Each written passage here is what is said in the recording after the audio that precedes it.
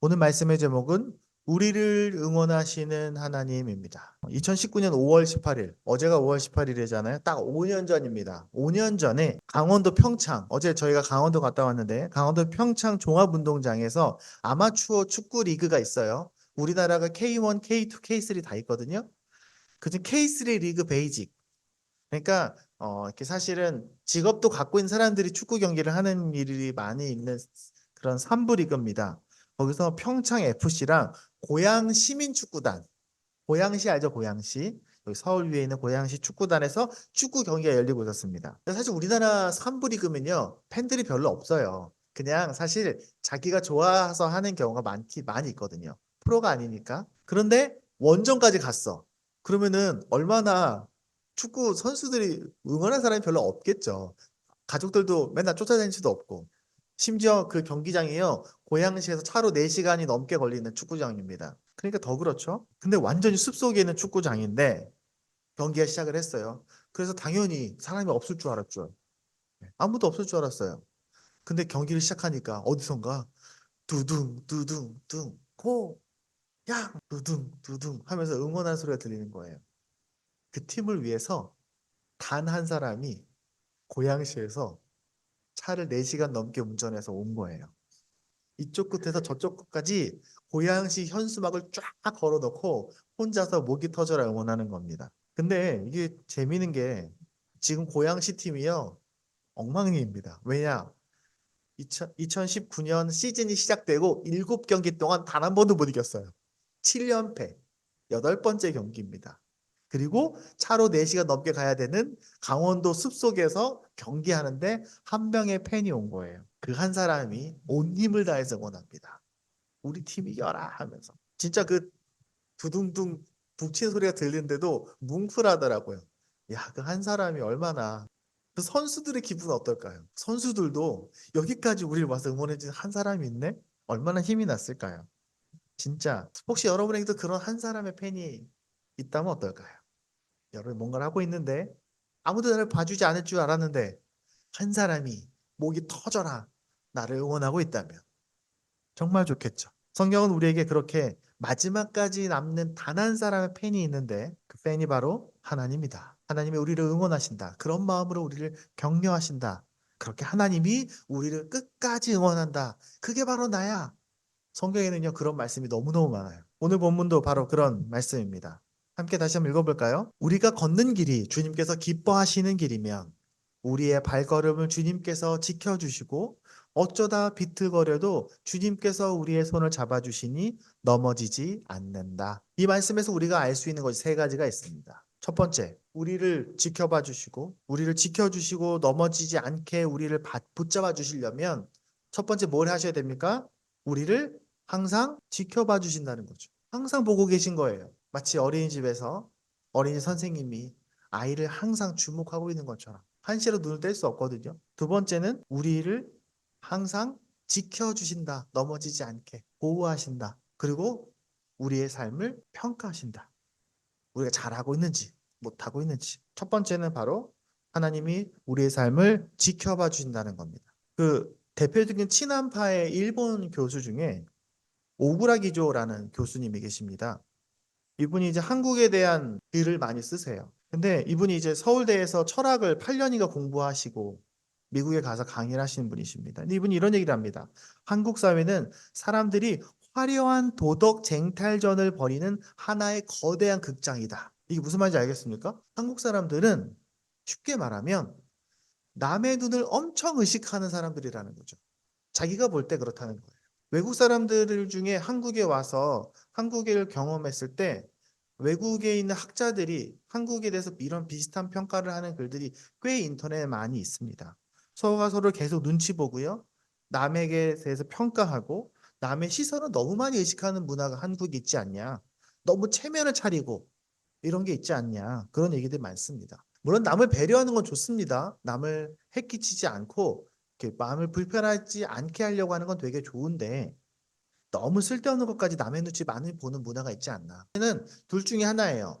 너무 남의 눈치를 많이 봐서 이렇게 뭘 하고 싶어도 못하고 맨날 주저하고 혹은 너무 남의 눈치 봐서 겉으로 되게 허영을 많이 부리는 거죠. 거칠에 많이 하고 허례의식이 많고 그래서 무리하게 되고 그래서 우리나라 사람들 뭐 결혼식 하면 얼마든지 간결하게도 할 수 있는데 남이 어떻게 평가할까 무서워서 있는 돈 없는 돈 끌어다 써서 크게 화려하게 결혼식을 해야 될 것 같고 어디 가도 뭔가 괜찮은 물건 하나 들고 가야 될 것 같고 그런 남의 눈을 의식하는 문화가 한국에 많이 있다. 어떤 것 같으십니까? 저도 그런 게 많이 있는 것 같아요. 저도 되게 보수적인 집안을 자란 터라 제가 뭐 이렇게 허례 의식을 한다기보다는 남 눈치를 많이 보는 것 같아요. 누가 나를 보고 있는가? 근데 이거 되게 중요한 얘기입니다. 왜냐하면 사람들은요, 나를 보고 있는 누군가가 있다고 생각하면 그 시선을 의식하게 되거든요. 그렇겠죠. 근데 문제는 어디서 오는지 아십니까? 문제는요, 사탄이 여기서 거짓말하는 게 있어요. 어떤 거짓말이냐? 사람들은 나를 보고 있다고 생각해. 아, 저 사람 나를 어떻게 보지? 나를 보고 있어. 그런데 하나님은 나를 보고 있다고 생각하지 않는 거예요. 아니요. 정말 중요한 건 사람들의 시선은 그렇게 중요하지 않아요. 사람들이 여러분을 어떻게 보는가 별로 중요하지 않아요. 여러분 머리가 빨간색이든 파란색이든 반짝반짝하든 별로 사람들 그렇게 신경 안 써요. 여러분 겉이 이렇게 뭔가 멋진 옷을 입든 그냥 깔끔하게 단정하게 입든 그거 그렇게 중요하지 않아요. 예의를 차리는 건 중요하지만 정말 중요한 시선은 뭡니까? 하나님 한 분뿐입니다. 우리가 살면서 조금 세련되지 못할 수도 있고요. 뭔가 좀 부유해 보지 못할 수도 있어요. 좀 어눌해 보일 수도 있고요. 가끔 좀 우스꽝스러울 수도 있죠. 길을 가다가 아이들하고 춤을 추면서 걸어갈 수도 있어요.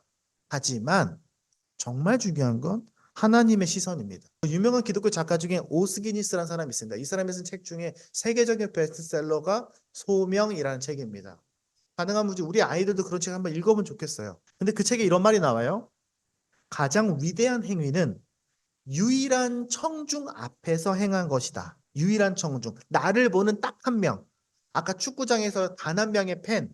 내가 연극을 한다면 한 사람이 와 있는 거예요. 그 한 사람 앞에서 한 게 진짜야.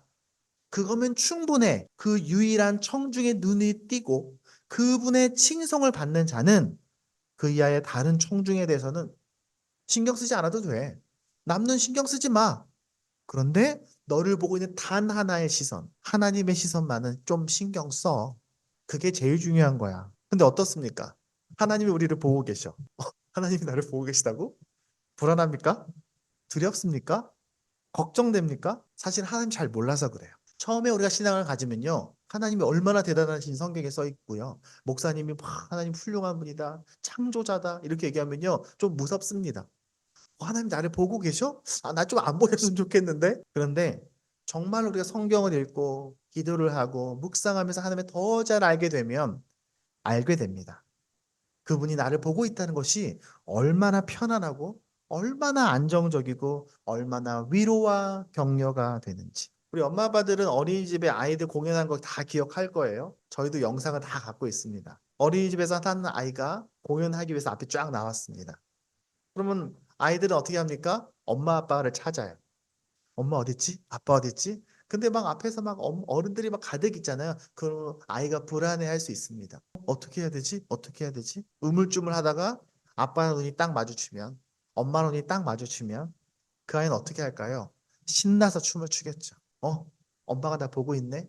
아빠가 나 보고 있네. 제가 아직도 유하가 그 어린이집 졸업하는 마지막 공연 날 저를 발견했을 때 그 표정을 잊을 수가 없어요. 제가 처음 말했던 그 축구팀을 응원하는 그 단 한 사람의 팬처럼 하나님은 여러분의 삶을 바라보는 유일한 단 하나의 시선입니다. 사탄이 우리에게 왜 그런 거짓말을 할까요? 사탄은 그게 무섭거든요. 사탄은 하나님이 나를 보는 게 무서운 거예요. 그래서 성경에 보면요. 예수님이 길에서 귀신들 쫓아내십니다. 그럼 귀신이 나가면서 뭐라고 하는지 아세요? 예수님 저를 쳐다보지 마세요. 이러면 소리치면서 도망갑니다. 그게 무섭거든요. 그러니까 우리에게도 마음속에 우리를 계속해서 거짓말하는 거예요. 야, 하나님 보고 있어. 너 하나님 보는 거 불편하지? 너 하나님 보는 거 무섭지? 그거 되게 너한테 안 맞는 것 같지? 야, 도망가, 도망가, 숨어!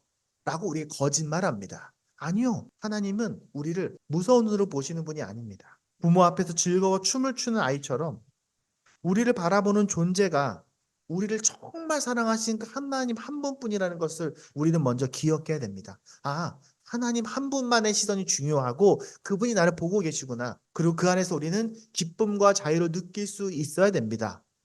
왜입니까? 하나님이 우리의 삶을 평가하시거든요. 사람들은요, 다른 사람 눈을 의식합니다. 여러분도 그렇죠? 사람들이 다 여러분 쳐다보고 있으면 얼마나 의식이 되겠어요. 평가할까 봐. 제가 예전에 봤던 영화 중에 여러분 아마 기억날지 모르겠어요. 용기와 구원이라는 영화 보면요. 아빠와 딸이 나와요. 근데 그 딸이 그 쉬는 날 나무 아래에서 춤을 추면서 아빠한테 아빠 같이 춤춰요 이렇게 합니다. 근데 아빠는 옆에를 이렇게 두리번 거는데 별로 사람들 별로 없는데 괜히 민망하고 부끄러우니까 너 혼자 춤춰. 아빠는 그냥 구경할게. 하면서 웃으면서 그냥 딸을 봅니다.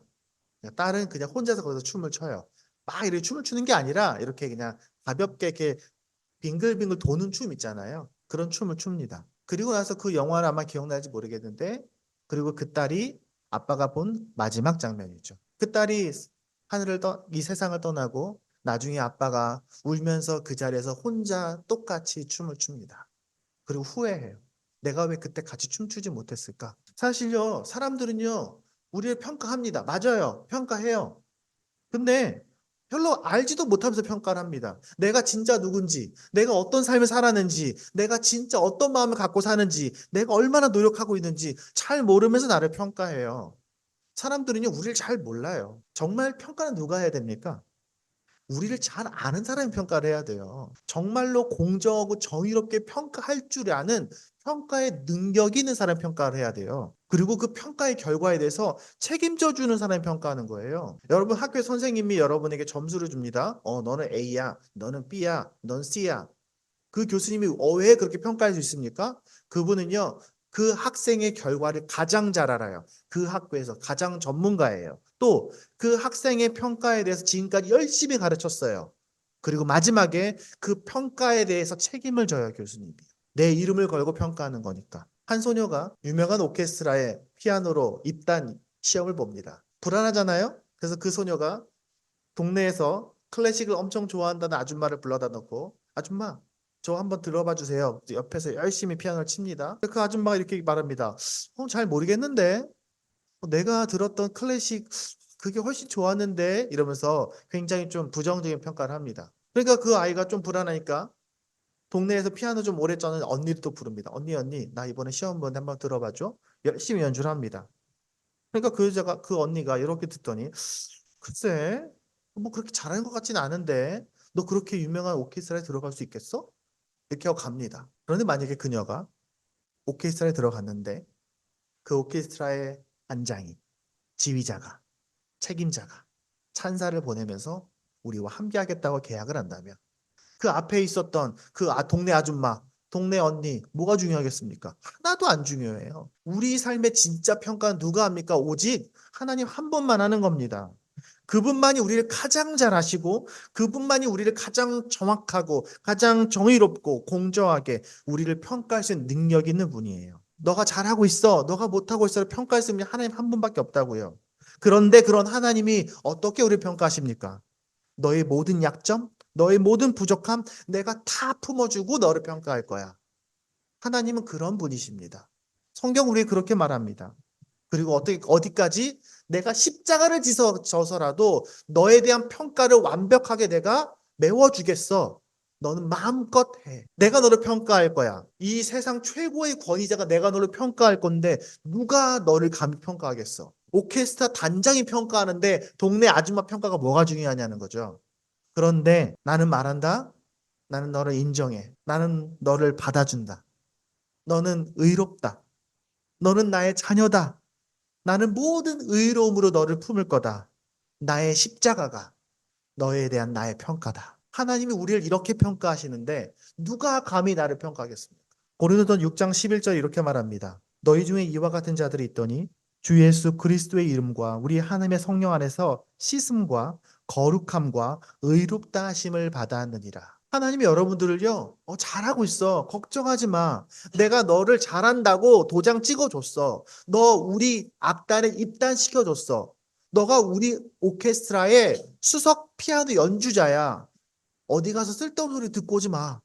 내가 너를 최고라고 인정했다니까? 내가 너를 합격시켜 줬다니까? 누가 너를 평가해? 너는 이미 평가했어. 그러니까 너는 두려워하지 말고 눈치 보지 말고 자유롭고 거룩한 진짜 너의 꿈을 꾸며 살아. 내가 너를 응원하고 있고 내가 너를 지지하고 있어. 아까 그 축구에서 그 단 한 사람의 팬처럼 우리의 삶의 유일한 청중인 하나님이 우리의 삶을 응원하고 계시다는 것을 꼭 기억하시기 바랍니다. 왜? 그리고 와서 하나님이 어떻게 하십니까? 우리를 지켜주십니다. 지켜준다는 게 뭘까요? 성경에 지켜준다고 아까 써 있었잖아요. 우리 이렇게 군대처럼 지켜주시는 겁니까? 뭐 여러 가지 표현들이 많이 있는데 여기서 나온 오늘 본문에서 읽었던 이 본문에서 지켜준다의 표현인 여기서 우리를 지켜준다 이 표현에서 나오는 히브리어는 쿤입니다. 쿤. 히브리어로. 이 쿤은 뭐냐면 세워준다, 잡아준다, 정해준다, 그다음에 결정해준다, 준비해준다, 굳건하게 해준다 이런 뜻입니다. 우리가 살면서 불안할 수 있어요. 걱정할 수 있어요. 갈팡질팡할 수 있어요. 내가 잘하고 있나? 내가 잘 가고 있나? 그럴 수 있죠. 지난 삶을 보니까 내가 좀 더 열심히 못 살았던 것 같고 옆에 보니까 나보다 더 잘 나가는 것 같고 내가 앞으로 내가 잘 살 수 있을지 잘 모르겠고 그럴 때 누가 우리를 잡아준다면 좋겠죠. 내가 다리가 다쳐서 쩔뚝쩔뚝 걸을 때 목발을 짚고 가면 잘 걸을 수 있잖아요. 하나님은요 우리가 그럴 때에 휘청거릴 때 우리를 잡아주시는 존재입니다. 잘 하고 있어. 흔들리지 말고 계속 가. 내가 너의 뒤를 봐주고 있으니까 미래를 두려워하지 말고 주저하지 말고 계속 나아가라. 네가 뭔가 나쁜 짓을 하고 있는 살면 게 아니라면 너가 지금 누구를 괴롭히며 살고 있는 게 아니라면 너 그냥 그래 나름 열심히 살고 있다면 걱정하지 마. 내가 너를 지지하고 있어. 마치 우리가 북쪽으로 가다가 내가 북쪽으로 잘 가고 있나 하고 나침반을 딱 보면 북쪽으로 잘 가고 있구나 라고 아는 것처럼 하나님 우리를 끊임없이 지지하고 격려하고 계십니다. 오늘 본문에 보면 이렇게 되어 있습니다. 어쩌다 비틀거려도 주님께서 우리의 손을 잡아주시니 넘어지지 않는다. 근데 성경에는요 이런 말이 너무너무 많습니다. 100개도 넘게 찾을 수 있어요. 2개만 찾아봤습니다. 주님의 미쁘심. 성경에는 미쁘다는 말은 믿음직하다 뜻입니다. 믿음직하다. 주님의 믿음직함을 크게 드러내 주십시오. 주님께로 피하는 사람을 오른손으로 구원해 주시는 주님. 나를 치는 자들의 손에서 나를 건져 주십시오. 내가 너와 함께 있으니 두려워하지 말아라. 내가 너의 하나님이니 떨지 말아라. 내가 너를 강하게 하겠다. 내가 너를 도와주고 내 승리의 오른팔로 너를 붙들어 주겠다. 내가 그렇게 죄를 짓고 사는 거 아니라면 내가 그렇게 막 사는 게 아니라면 내가 잘 살고 있나? 내가 소유가 충분한가? 내 명예가 충분한가? 내 권력이 충분한가? 그거 신경 쓰지 마십시오. 내가 더 노력해야 되나? 내가 더 가져야 되나? 다른 사람들 시선 평가 이런 거 신경 쓰지 마세요. 하나님이 주시는 자유, 그 마음의 평화를 누릴 수 있습니다. 흔들리더라도 하나님이 잡아주실 거예요. 걱정하지 마세요. 욕심만으로 따라 사는 게 아니라면 여러분 지금보다 더 마음 편하게 살 수 있어요. 지금보다 더 재밌게 살 수 있어요. 그게 바로 하나님의 나라입니다. 하나님의 나라는 멀리에 있는 죽어서 가는 뭔가 번쩍번쩍 금으로 되어 있는 건물 그거 아니고 지금 이 삶 속에서 그 하나님의 평화와 기쁨과 희망 안에서 내가 그것을 누리고 다른 사람에게도 그 나라를 보여주는 것입니다. 말씀을 맺겠습니다. 제가 처음에 얘기했던 그 축구 시민, 고향 시민 축구단 어떻게 됐을까요? 7번 졌어요. 8번째예요. 먼저 전반 14분에 선제골 넣습니다. 선제골 넣습니다. 그리고 막 너무너무 기뻐합니다. 하지만 후반에 동점골을 허용합니다. 그것도 되게 어이없는 실책으로. 90분이 넘어갔어요. 90분, 91분, 92분 심판이 휘슬을 불려고 눈치를 보고 있는데 마지막 공격이 시작이 됐습니다. 공격수가 옆으로 달려갑니다. 그런데 수비수가 무리하게 태클을 하다가 페널티킥을 얻습니다. 92분에 어떻게 됐을까요? 92분에 페널티킥을 넣습니다. 그 넣었던 선수는 어디로 갔을까요? 넣자마자 달려갑니다. 누구에게? 단 한 사람의 팬에게 달려갑니다. 그리고 이렇게 90도로 인사를 합니다. 다른 선수들 다 쫓아가서 인사를 합니다. 고맙다. 막 손을 흔듭니다. 그 7번 패배하고 8번째에 92분에 결승골을 넣은 거예요. 이 팬은 어떻게 했을까요? 펑펑 웁니다. 이제 막 눈물을 흘리면서 엉엉 웁니다. 제가 저희 블로그에다가 영상 클립을 올려놨습니다. 하나님은 우리의 팬입니다. 이런 팬입니다. 내가 너를 끝까지 응원해. 너가 7번 줘도 괜찮아. 난 너를 영원히 용서할 거야. 너가 마지막 주는 순간까지 나는 너의 이름을 부를 거야. 나는 너의 팬이야. 우리가 힘껏 살아간다면, 성실하게 살아간다면 악한 일을 하지 않는 이상 우리를 지켜봐 줄 거고 인정해 주실 거고 지켜주실 겁니다. 그리고 마지막 날에 반드시 승리를 주실 겁니다. 이거는 믿으셔도 됩니다. 우리가 하나님과 함께 했다면 죽는 그 순간에 조금도 불안할 게 없습니다. 하나님과 함께 살았으니까 그냥 죽어도 하나님과 함께 있는 겁니다. 그게 바로 천국이에요. 너가 나와 함께 살았다면 넌 이미 승리한 거야. 넌 이미 복을 받았어. 그리고 나아가. 우리도 그렇게 하나님을 좀 흉내내며 살았으면 좋겠습니다. 물론 우리가 하나님처럼 못하죠. 근데 하나님이 이 땅에서 그걸 흉내내도록 응원하시는 사람들이 있는데 그게 바로 두 가지. 가족과 교회입니다. 가족과 교회는 그 하나님을 옆에서 거드는 사람들입니다. 하나님이 지켜봐 주실 때 같이 지켜봐 주고, 하나님이 응원하실 때 같이 응원하고, 하나님이 붙잡아 주실 때 같이 붙잡아 주는 존재가 바로 가정과 교회입니다. 이번 한 주도 그 하나님의 유일한 시선을 누리고 우리도 하나님을 좀 거들어 드리는 우리가 되기를 바랍니다. 기도하겠습니다.